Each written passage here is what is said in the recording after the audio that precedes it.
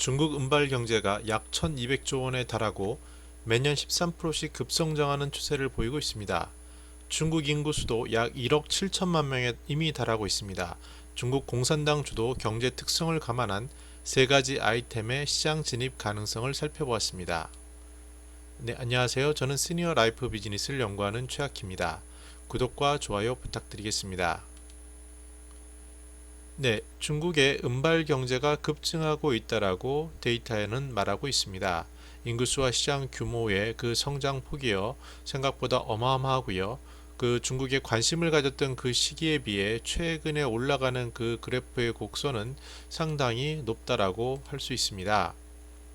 그런데 우리는 중국 은발 경제 특성을 이해해야 합니다. 그 먼저 노인들 경우에 절반이 약 매년 2회, 3회 여행을 하고요.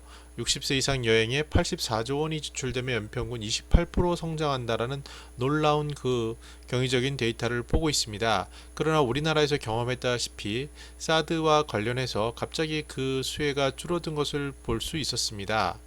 네, 중국은요, 공산당이 실제로 정책을 입안하고 실버 산업인 경우에는 국가 정책 방향으로 움직이는 산업입니다. 그래서 중국에서는요, 실버 산업을 실버 도우미, 실버 부동산, 금융, 용품과 같이 핵심적인 것을 중심으로 만들고 있습니다.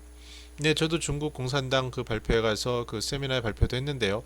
특이한 부분은 그 발표를 하고 그 다음에 일방적인 지시사항으로 전 지역에 배포되는 식으로 전망이 되는 겁니다. 그래서 우리가 알아야 할 것은 중국에서 하는 사업들의 키워드, 정책 키워드를 꼭 이해하고 그 키워드에 대항하면 힘들다는 것을 알아야 합니다.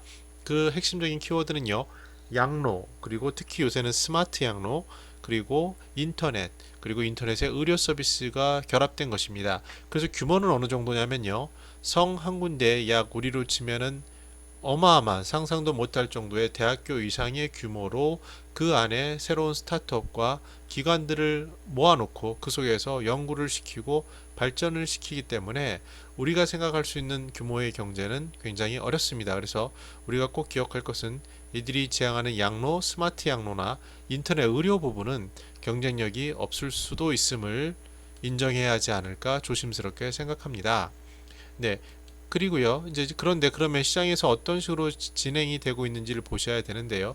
우리가 간과하는 부분이 중국이 전 세계 명품차들의 생산 기지임은 우리가 너무나도 잘 알고 있습니다. 마찬가지로 생산에 있어서 똑같은 전략을 취하는데요. 신발과 같이 비교적 단순한 부분은 중국 기업들이 거의 독점하다시피 하고요. 근데 안경 같은 경우를 보면은 독일이나 이탈리아산들이 있는 것을 알 수 있습니다. 휠체어 경우에도 일본이 있고요. 이들은 이미 10년 전부터 독일, 일본과 같이 비교적 기술 경쟁력을 갖춘 기관의 벤치마킹을 모두 마쳤습니다. 그리고 웬만한 기업들은 나와서 생활하고 있는데요. 예를 들어서 우리가 생각하는 단순한 지팡이의 경우에도요, 2000년 후반부터 일본 기업 정도에서 가격 품질을 가지고 경쟁할 수 있는 어느 정도 룸을 만들어가고 있는 그런 어려운 상황임을 우리가 알아야 합니다. 네, 다시 말씀드려서 중국이 그동안 성장했던 그 생산기지, 글로벌 생산기지로서의 전략이 그대로 통용되고 있고요.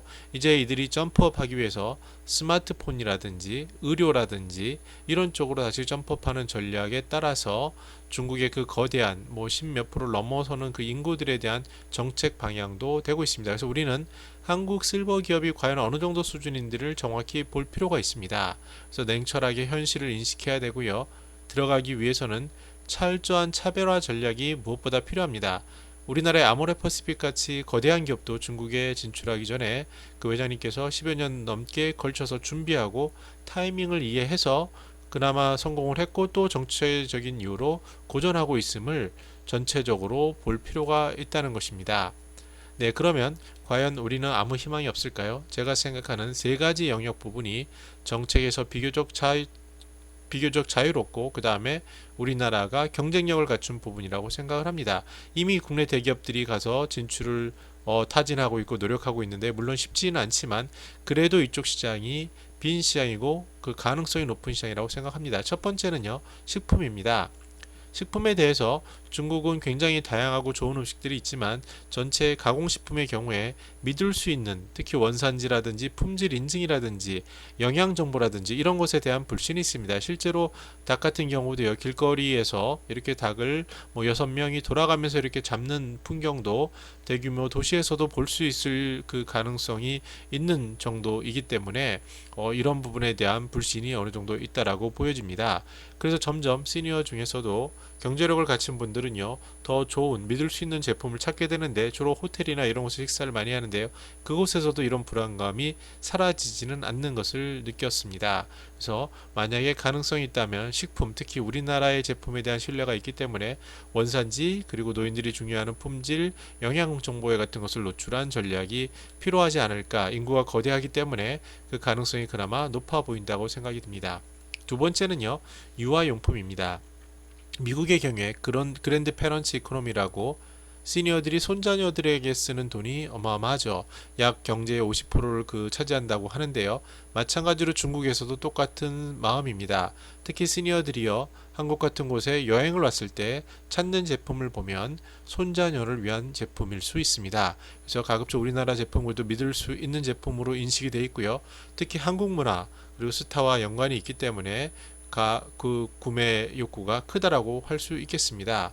저도 몇 년 전에 그 중국의 한 기업 CEO를 같이 대동한 적이 있는데요. 이분이 한국에서 제품을 사간 것은 딱 하나, 그의 자녀, 손자녀를 위한 그 유아용품이었음을 기억이 듭니다. 그래서 이 부분이 우리나라에도 좋은 기업들이 있는데요. 많이 어렵겠지만 이 부분을 공략을 해서 혹시 한국 문화와 연결된 사업을 한다면 이 시장이 너무너무 크기 때문에 그나마 가능성이 있지 않을까라고 생각합니다. 가장 주목할 부분은요, 모바일 마켓입니다.